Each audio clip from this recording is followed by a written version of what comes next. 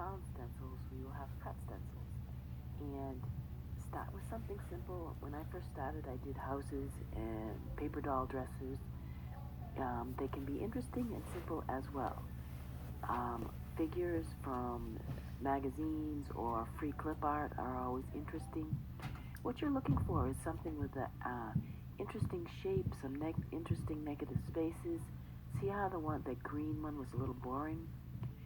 Um, Interesting legs and arms and points and angles and hair will add a little bit of life to your stencil.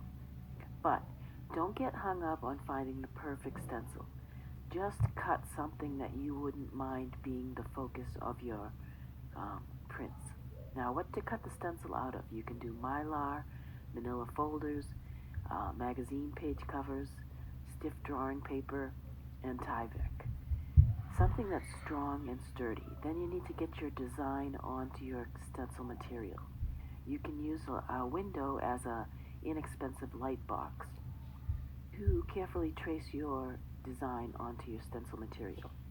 Now, one of the tricks is to cut out those tiny little details first. And what I do with the points like that are very delicate, I cut out into the center of the stencil material. Remember, the part that we're keeping is the positive shape. We're going to use this as a masking stencil to block and to transfer ink in a detailed impression. So it's okay if you overcut into the outside space of your stencil. At some point you may want to keep both parts of the stencil, the positive and negative, but don't make your life too hard at this point. Just focus on getting one nice stencil that we'll use as a mask for the next series of prints. So I cut out all those tiny little details, and you notice I'm turning the paper. I'm holding the knife in a fashion that is easy for me to cut. I move the paper, I flip the paper over to see if I've cut all the way through, and I move from tiny curved cutaways to the next tiny curved cutaways. What you want to avoid is cutting all those nice long lines at the beginning, because when you cut those, then you make your paper unstable, and then it's harder to cut the tiny details.